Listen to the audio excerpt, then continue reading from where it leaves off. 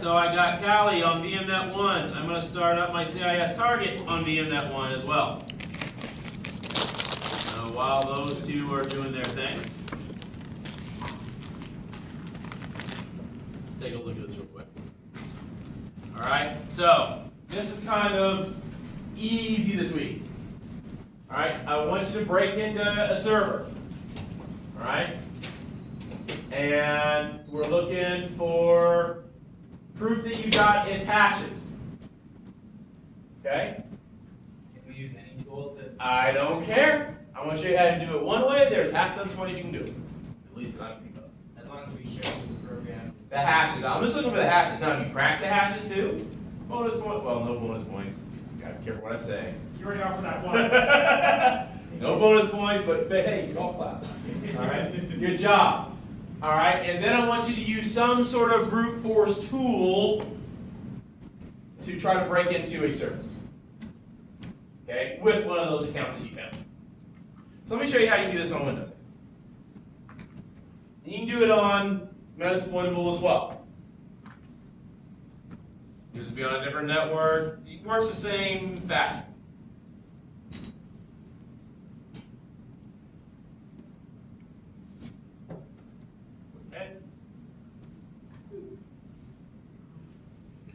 My target is up. Hey, it sure is. Oh, come on, Callie. There we go.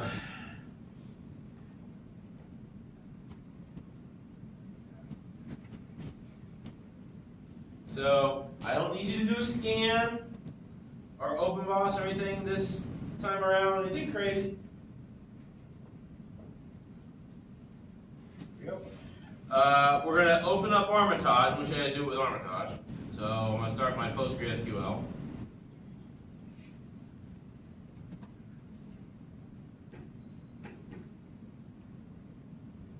Service. Otherwise, Armitage will bark back at me. That's not happy. I'm going to look and make sure I'm on the right subnet. I am. I know that .21 is the Windows target. It has a static address. That has not changed from Lab 1. So I'm just going to quickly ping that one, make sure I can reach it. Uh-oh.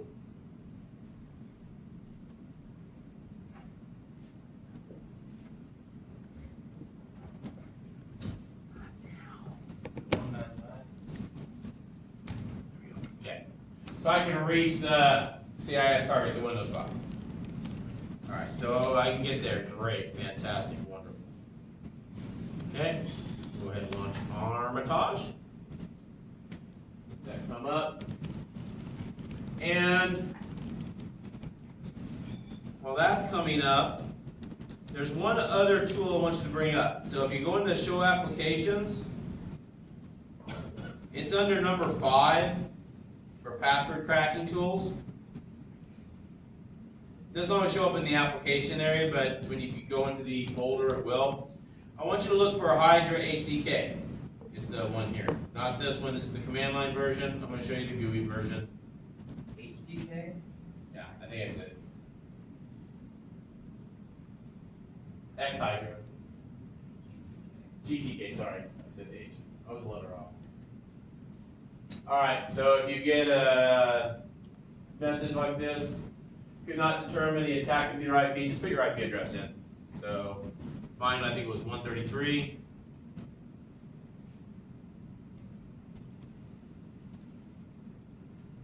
One 132.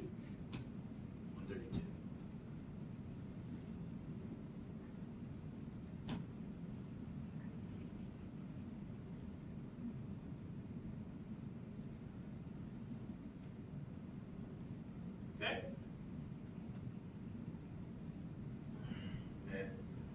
I've already done the scan, obviously, so I see 199.21.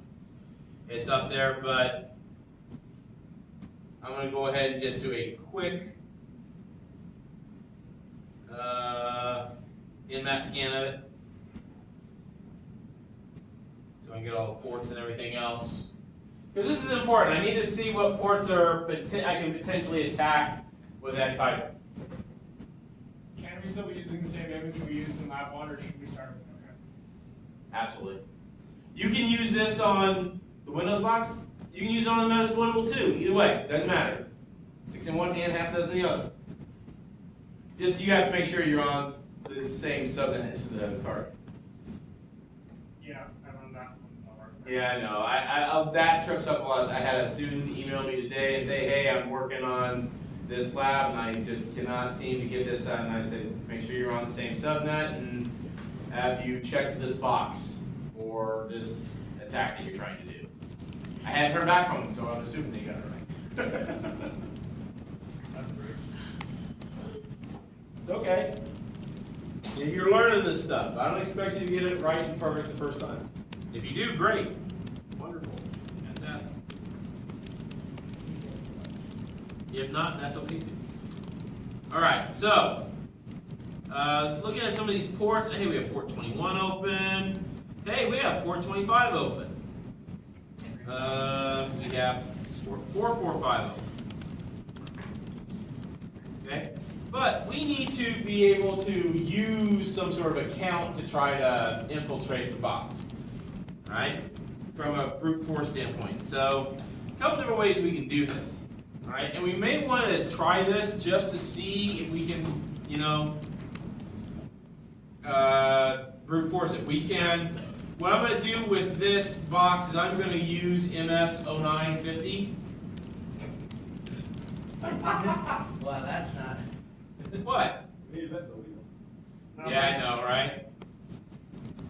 But here's the thing that you can do. This is also good that to show how you can dump passwords.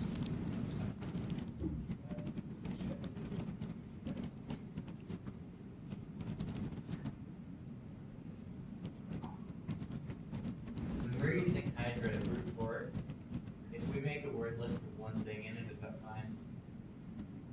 Why don't you just use common.txt that you didn't use for the wireless? That's fine too. Well, because the password is MSFadmin, I don't think it's going to have that in the word list. Add it. Oh, yeah, Professor Brown has an answer for everything, doesn't he? I try to keep them the same. All right, so I'm going to use the SMB2 negotiate attack. All right.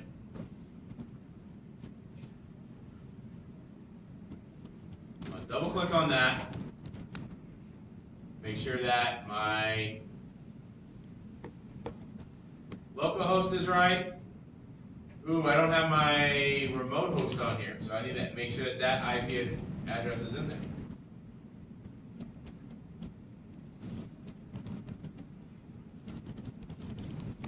Okay? Otherwise, it's not going to work. Check the reverse connection and launch.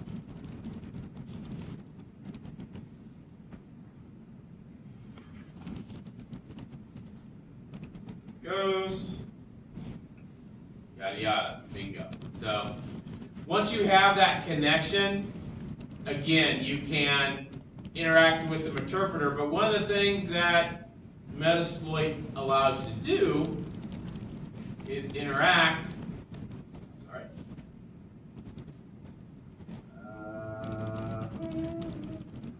access and dump hashes. So with the Windows box, you want to dump hashes with the registry method. Why? Because Windows has a registry. It's going to keep the hashes from the SAM file there. On a Linux box, that won't work. Obviously, the Linux box doesn't have a registry. Linux box, there's a couple of different ways you can do that. You can try the wdigest or the LSASS method, depending on what distribution it is. That doesn't necessarily always work. There's another way you can do it with Linux, which I'll show in a second. Can't you just do it C#? Don't steal my thunder. Again. Yes, you're absolutely. That is the path line going down. Just making sure. Yeah, I'm not, not too much secret sauce. All right, so as I'm running that, you're going to see that I'm going to grab the different hashes. There they are. So you see the usernames and then the hashes. So A couple different ways you can do this. If you know a username or if you know a common username for an operating system, root, nobody, guest, administrator, etc. You can try to break into it. So I'm just going to use sgreen. All right. So here we've dumped the hashes.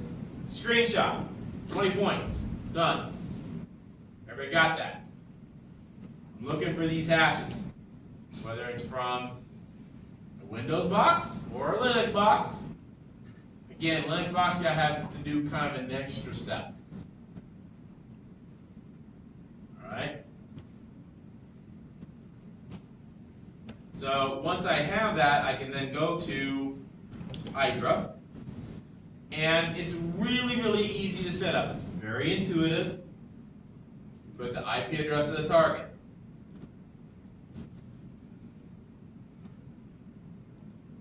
What port do we want to attack? We'll go back to our port list here. And, well, what do I want to try to attack here? 445. Oh, we already did that one. Port 25, mail server. Okay. sgreen may have a mail account. Okay, so we'll do that. So port 25. Protocol, that's what? SMTP, right? Simple Mail Transfer Protocol. Right there. Be verbose and show attempts. That way you can get some feedback from the tool. Alright. What username? So that was going to be sgreen. Alright, or one of those users we had from the hash page.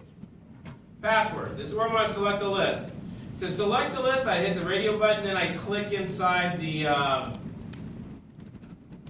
field and just go look for a common.txt file.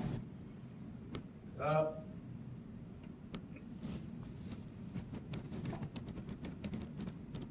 it's also generating the command line version in the bottom little strip. Yep. So now on tuning, this is important if you're actually doing something real time. I like to use the router, switch, access point, firewall example. If you're trying to brute force one of those and you are encountering a intrusion prevention system, how many, for those of you in 467 or have taken me for 467, how many virtual terminal lines are there on a router, typically? There's 2 correct answers. 2? No, you're wrong. On both counts. 16. 16 is one correct answer on certain types of infrastructure. You're absolutely right. What's the other? Well, you guessed right. No. 0. 0 through 4. BTY 0 space 4. You guys have seen that before in configuration file. Yeah. So, you want to tune this. It defaults to 16 because there may be up to 16 terminal lines that are potentially open, especially on like the Linux box. But I want to reduce this down to, say, maybe half, 8. My timeout, that's how long I'm going to wait for a session response. Now, if I'm doing this over a long distance, I would want to have that as high. All right? Say I really want to just hammer away at something, I'm going to reduce this. Let's say reduce it down to 12. Okay? Now, if you have this too high, an IPS will pick it up. If you want to go and be really, really, really quiet and defeat an IPS, you reduce the number of tasks down to like 1 or 2, and then you increase the timeout to a minute or 2 minutes. Typically, an IPS will not detect you. Downside is what? Takes forever. Takes a lot longer. Unless you charge by the hour then. Oh, darn it. See, this is why you're a business major. He's not. Yeah, pick on the CS major. That's okay. I'm a CS major too. Never mind. Although I do have a master's in business. Go figure. All right, so we'll keep that there. If you are going through any type of proxy, if you're going through a firewall, you may have to set these up, but we're not. We're doing everything locally.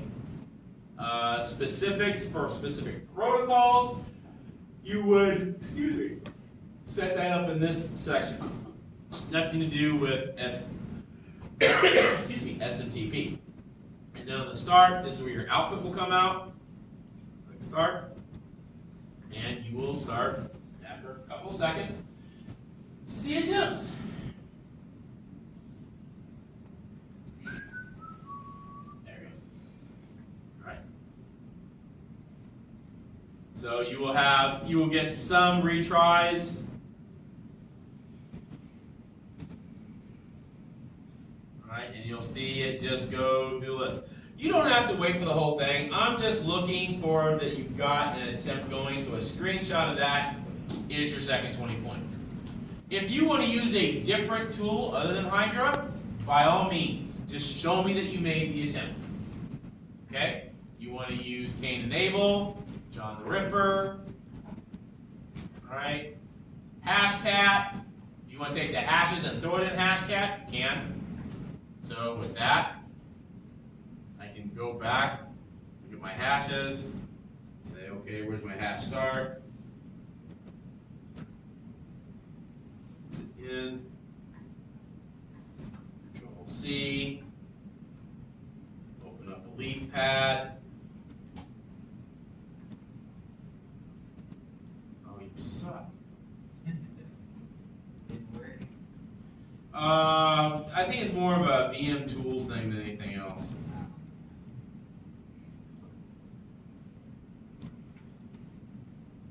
Copy.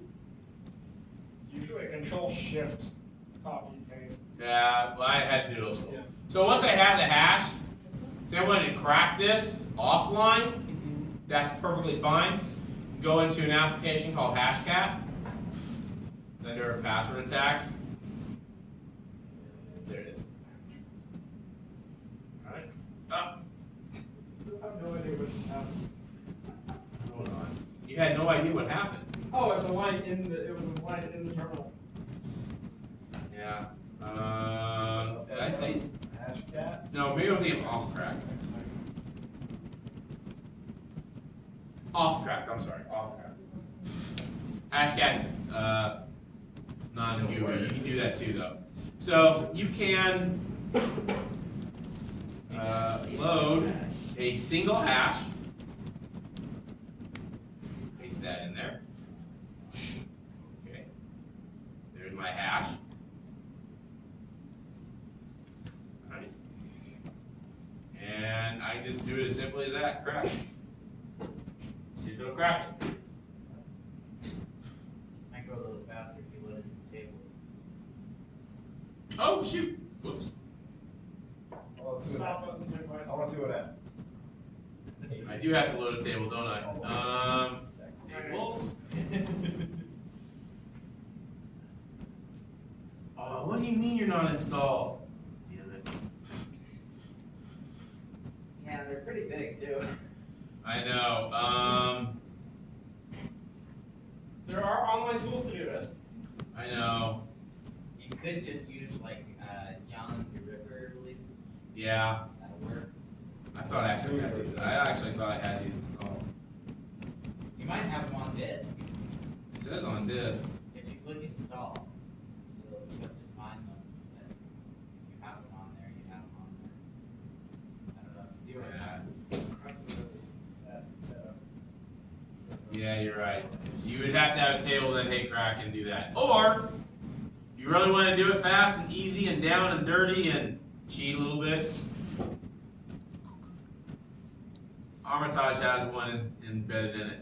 Or you can just go online to CrackStation.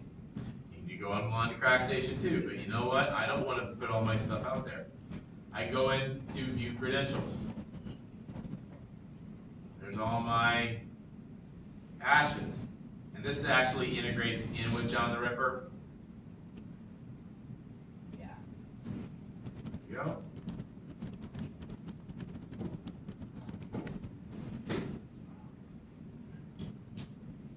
So Armitage oh, it does have a built-in password list that John's pulling from. Exactly. Alright. So you don't have to go to this extent. If you want to, by all means, please. I'm just looking that you got the hashes and you try to brute force attack of some way. Look at there. Administrator, change me 1, 2, 3. Salesman, S green, money 1, 2, 3. Yada yada yada. Okay? The Linux way is very similar, except you may have a hard time pulling the hashes in Linux, and an even harder time cracking the hashes in Linux. Why? Because Linux actually salts their shadow file. So, Unexploitable, everything can be cracked, yeah, except the root one is really, really hard. root 1 is really, really hard. Okay? It depends on what tool you're using. Alright? You guys have any questions on that? Yes, no? Maybe so? Okay? This is an intermediate type of homework, in my opinion. I mean, it's a little bit harder than the scan, a little bit less, complicated than the actual vulnerability exploit. You're using a known vulnerability exploit. Right? Okay. I don't have anything else.